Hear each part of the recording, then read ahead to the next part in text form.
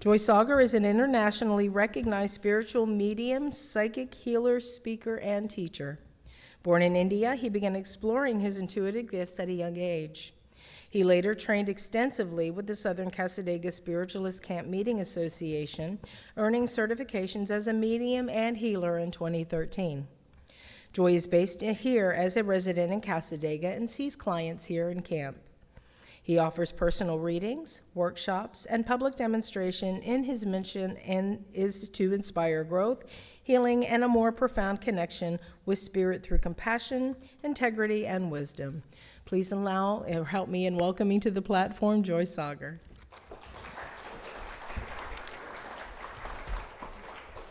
Good morning, everybody. Good morning. Did you guys enjoy the first song? That was strategically placed. It got decided weeks ago, so it's all good. It's a pleasure and a privilege to be here in front of you and amongst those that are invisible sitting amongst us. And as I take this opportunity, I wanted to remind everybody, I mostly speak from my heart, straight from inspiration, but today some of these inspirations are locked in a piece of paper. So if I don't look at you or make that eye contact, I'm looking at the paper most likely. So, how does it feel to be here? Wonderful, right? And the thought would be, how does it feel to be everywhere? Could you be everywhere even though you're seated right here? Right? So we're going to entertain that thought that some focal point of this talk is you're already there. So what if everything that we have been looking for, the peace, the clarity, the connection, the senses that there is something more, what if you have not been searching for it because it is seemingly far away, but because you forgot that perhaps you're already standing in it? So anything is now, from this point, is left to fill the space of your thoughts, in between thoughts, is nothing but mere curiosity. Most of us have been taught to experience life as a single flat line from birth and then progressively to the end point of death. One reality, one moment, one dimension at a time. But over my starting point and up until this point, I'm discovering the facet of multitasking and the thought moving too fast sometimes for me to even grasp at it. And I'm pretty sure all that are seated here would agree to some effect to that nature.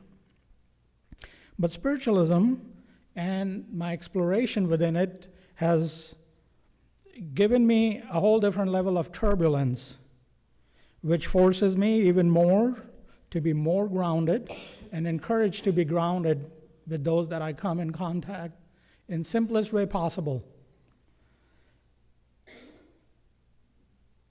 Is there a larger reality operating beneath what we can see? And that in itself is a very fascinating question. The answer this tradition gives, and has always given, is yes. Spiritualism, or any spiritual pursuit, will allow you to explore more than this present moment, yet to be planted and grounded in the moment that we are seated in. Consider what actually is happening in this very moment as you sit in those seats. Your physical body is here, you're breathing, you're feeling the air in the room. That is one reality. But at the same time, perhaps, your emotional body could be operating somewhere totally different.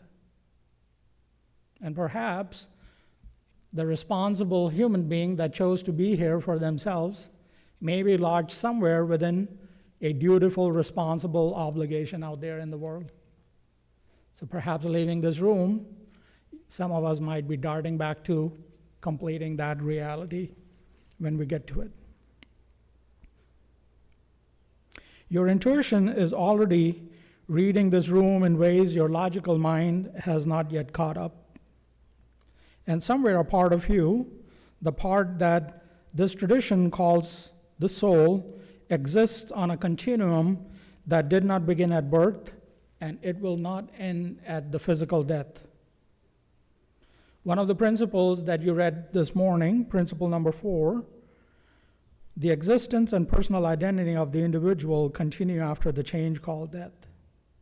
That continuity is not a promise of the future. It means you are right now a being whose existence exceeds the boundary of this very single moment. You are multi-layered, multidimensional, already operating on more frequencies than ordinary awareness can register. We'll talk about Lenora Piper. I'm not sure if she's related to Joan Piper there or not, but we'll talk about Lenora Piper.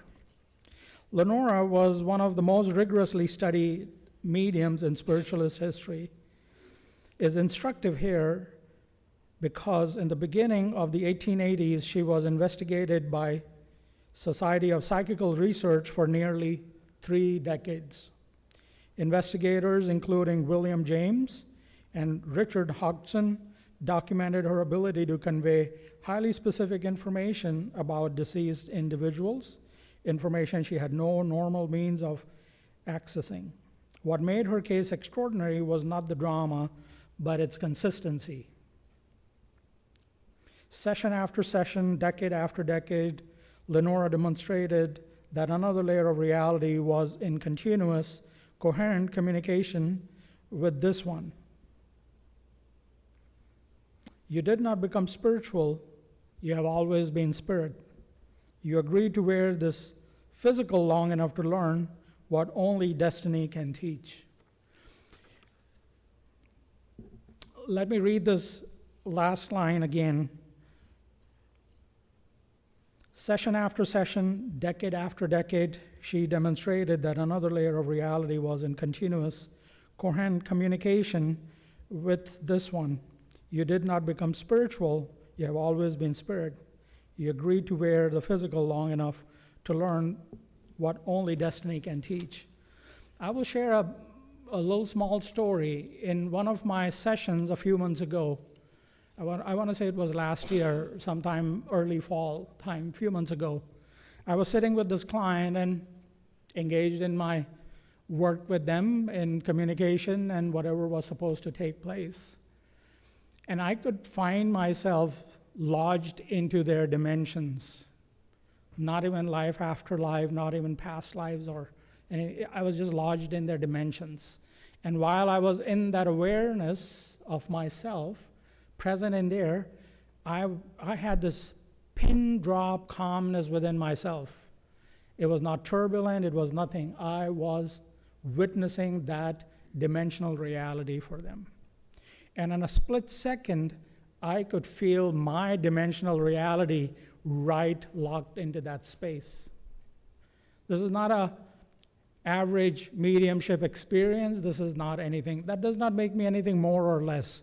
It's sharing of the experience what Lenora Piper, over her decades of mediumship, was starting to embrace, that dimensional space that is not just relating to life after life or life before life. It was in that dimensional space. That experience has not left my field. It has not really truly repeated for more expansion, but my awareness was so profound. I was floored after that session took place as we walked away. It is still lingering on with me. I'm still excited in that nervousness to even recall that experience. But this fractions were like that photograph.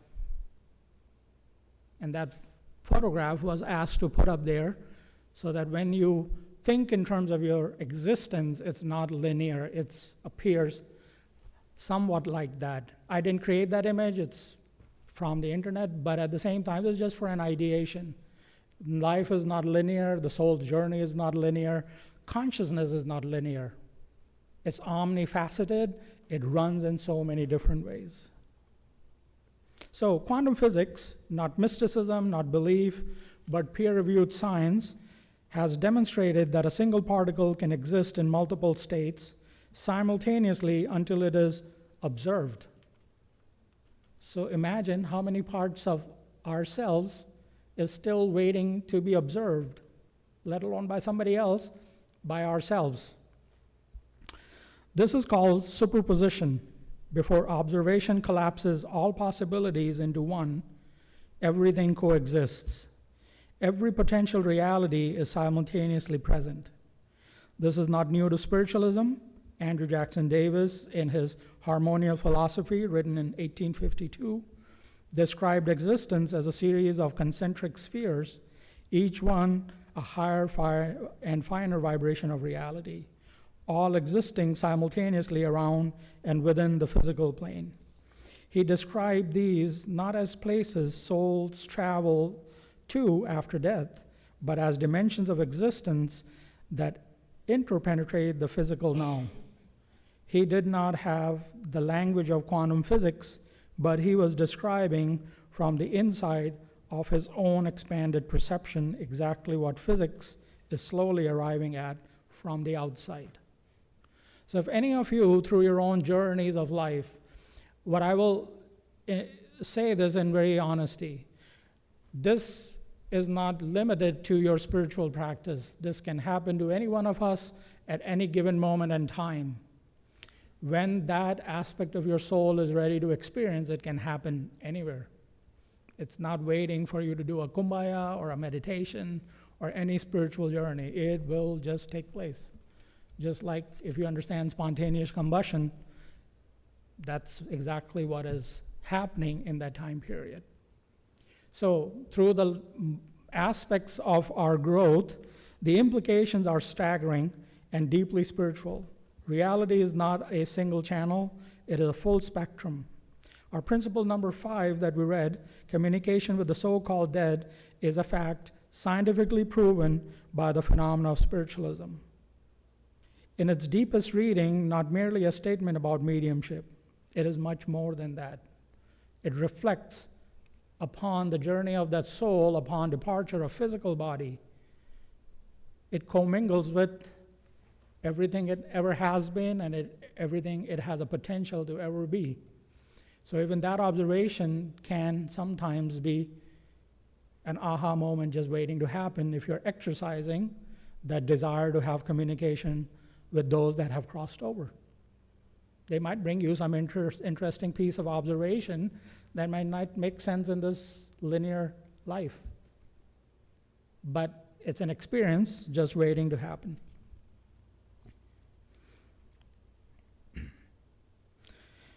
Principle number 5 is a statement about the permeability of dimensional reality. Communication is possible because the dimensions are not sealed from one another. They are, in Andrew Jackson Davis language, harmonic, resonating with and through each other continuously. They're harmonizing at all times. You're not a radio picking up one station, you are a radio, the signal, the broadcast, and the silence between the notes all at once. So, in this living experience, how do we understand this simultaneous coexistence of multi-aspects of ourselves? This is where you need to recognize your own selves, because where I speak from is my experience, and where you're coming from is your experience, and neither can be dismissed or leveraged to be better. It is what it is. Now we will talk about Eileen Garrett.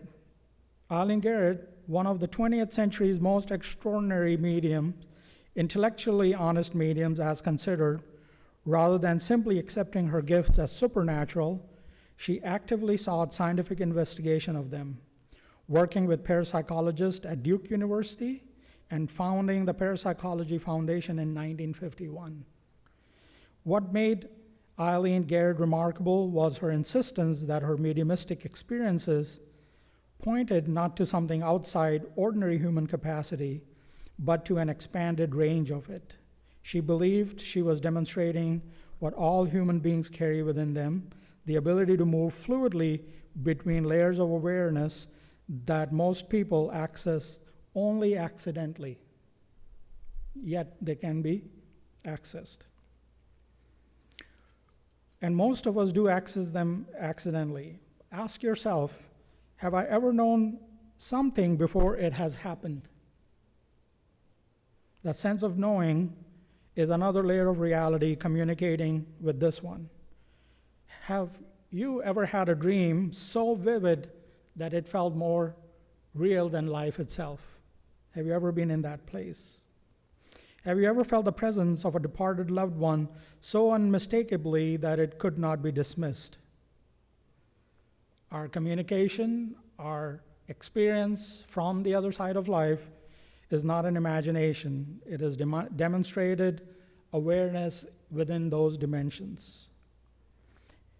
Have you been in creative act, painting, writing, music, when something arrives without knocking on your conscious door? Something just arrives. Another layer of our infinite self, handing it forward before it has to be experienced. Happens to me many times, and every time I take the platform for storytelling, part of my story, when that voice speaks to me, I don't challenge that thought. And if anybody has been in my talks before, I talk about that most likely. When that voice, and that voice is my version of that voice. And I say this, if it tells me to go take a deep dive somewhere, I probably would not question it one bit. And it has always served in my highest best. It has taken me away from circumstances that were less for my growth and expansion. It has threw me in places where I was yelling and screaming inside, but it was doing its job. So if you have that friendly knowing or that voice that supports your space, work with it. Allow it to give you repeated experience for your own assurance that you are always at the right place at the right time. None of these are anomalies. These are the natural permeability of a multidimensional being, briefly remembering what it is. So, yesterday morning, not too far away, I woke up. The voice was not speaking, but the knowing was very active within me. So I rearranged my whole house. Not kidding. I just stood there as though I was the compass, and I just listened to where, when, where, what, and what not. And I just went with the flow, and I was like, I can't waste the day. I got too much things to do and take care of. But I couldn't stop, and I changed, and there's still, the house looks like a concussion has gone on in there. But it's okay. Once again, that knowing ahead of time has shaken up something that I should have done a while back. Maybe I was not paying attention this time, it just took charge. So listening to our own compass is very important. And I'm pretty sure most everybody in this room has overridden that compass more than one time. And then you think about it, what happened after that? Nobody has to tell any new stories, you have your own ones. So if we already exist in multiple dimensions simultaneously, the question is not how we get there, it is how do we stop pretending that we are not already there. Emma Hardinge-Britton, one of the spiritualism's towering philosophical voices and a key figure in our founding movement across the international principles, wrote that spiritualism's purpose was not to make people believe in the spirit world, but to demonstrate it so thoroughly that human beings could recognize the entire self understanding around it, not as an intellectual exercise, but as a daily lived reality. So the gift of healing, the gift of mediumship, demonstrating, communication, they're just small facets. They're small facets on the surface. There's so much more within a spiritual journey or a spiritualistic journey or spiritualist journey that has the ability to bring those experiences more. I've been through many other religious backgrounds of training and practicing. All religions at some point are converging to that one single oneness that exists. It does not have no creed, no dogma, nothing. It's just that one space. And you can go from whatever you believe. And that's the whole beauty of spiritual nature, is it will take you back to that one point if you continue to work with it in consistency on a regular basis.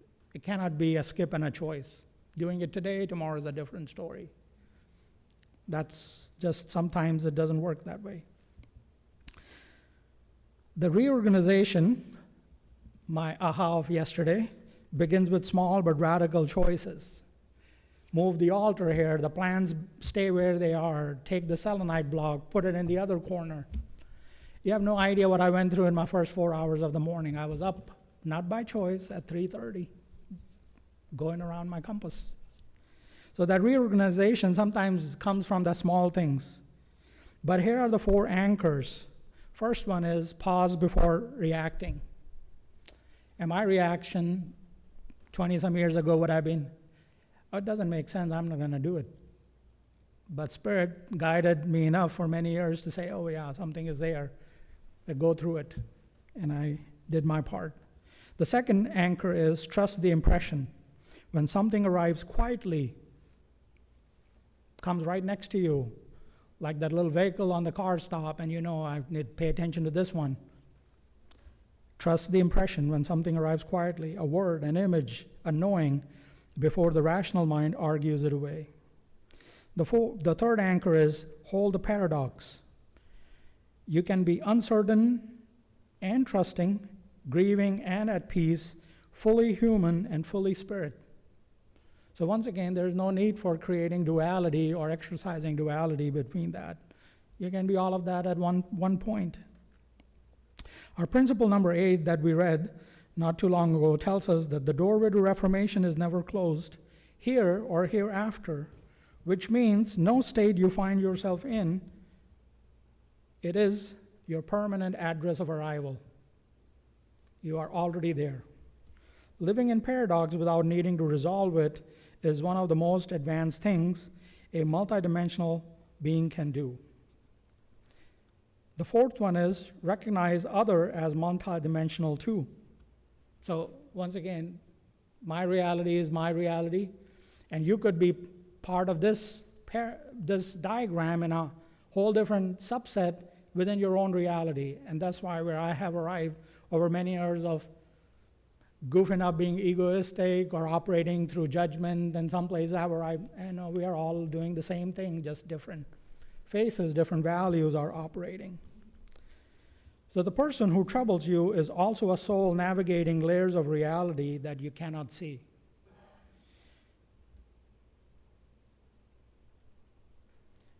Anybody who rose from a challenging state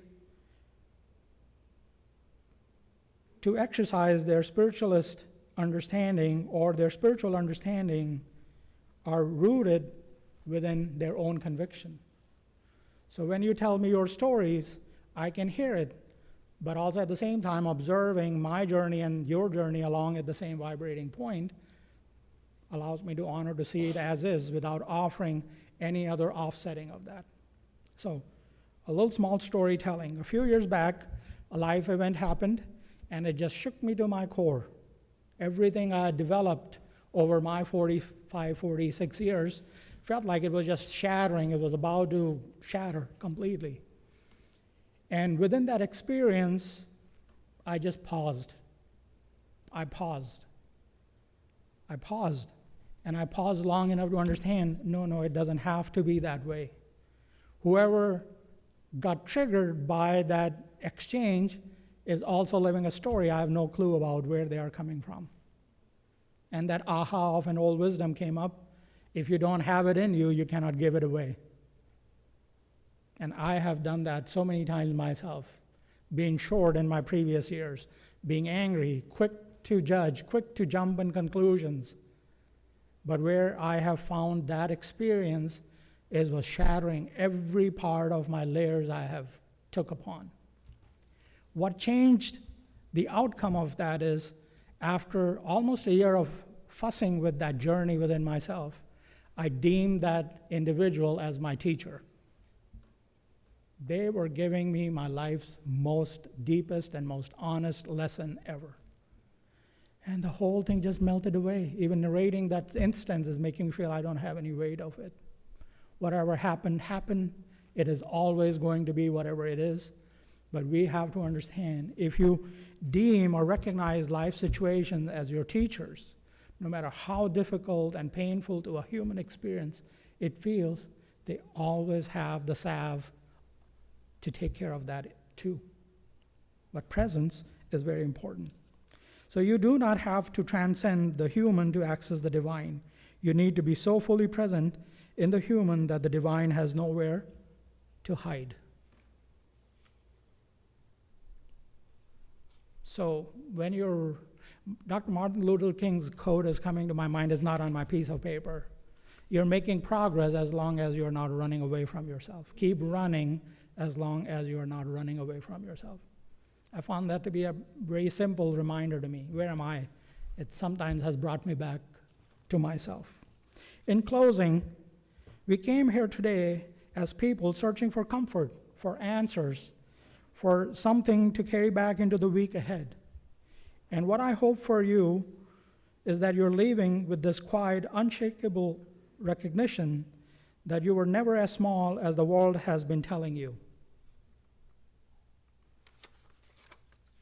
Lenora Piper did not travel to another dimension. She became still enough to hear what was already speaking. Andrew Jackson did not invent the sphere of existence. He remembered them. Eileen Garrett did not manufacture access to expanded reality. She trusted what she already carried. You are a being operating through different layers that this single moment cannot fully contain. The unseen helpers are not distant. They are on adjacent frequency to you, already know how to tune in to you.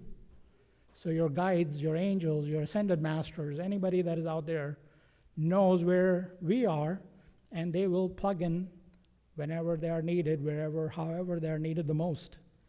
So if you could embrace that as a relative reality, I think we've made it far, in my personal opinion. I would like to add that the doorway of reformation is never closed, and I'm concluding with that thought. How many of you were here last Sunday? Right? Oh, yeah, I recognize a few faces. And Reverend Diane Davis spoke about Ramtha's experience about the keys on your side of the door. And when I was arriving at this thought, the doorway of reformation is never ever closed. It's never fully closed. It never has ever been closed. You have been simply standing, wondering if it's closed. Think about that. I was just getting amused because I chaired last week, and I was remembering that, well, yeah, chimes in. So perhaps our consciousness interacts somewhere along the way. So step back and see your life as big as you can, and just recognize that doorway is just propped. It's not closed. It never was. It never will be. You're already there. You have always been there. And no matter what goes on and comes next, you're already there at any given time.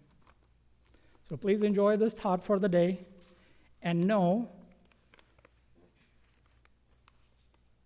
that life is very mystical and magical. It is not so much linear. So enjoy that thought. Thank you.